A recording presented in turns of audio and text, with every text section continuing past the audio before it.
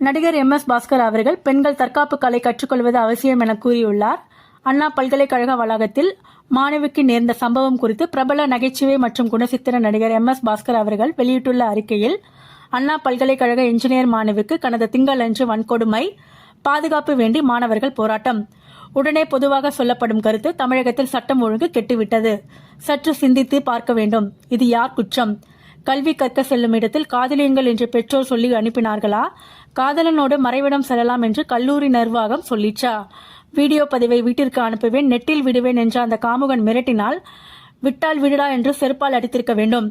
அவனை மட்டுமல்ல, தப்பி ஓடிய அந்த காதலனையும் தான். ஒவ்வொருவருக்கும் ஒரு கான்ஸ்டபிளை போட்டா பாதுகாப்பு தர முடியும். பெண்ணை பெற்ற தகப்பன் என்ற முறையில் சொல்கிறேன். மொத்தத்தில் அனைவரும், முக்கியமாக பெண் குழந்தைகள் தற்காப்பு கலை கற்க வேண்டியது அவசியம். தும்பை விட்டு வாளை பிடிப்பதால் பயனில்லை. சட்டம் கடுமையாக்கப்பட்டால் தவிர குற்றங்கள் குறைய போவதில்லை.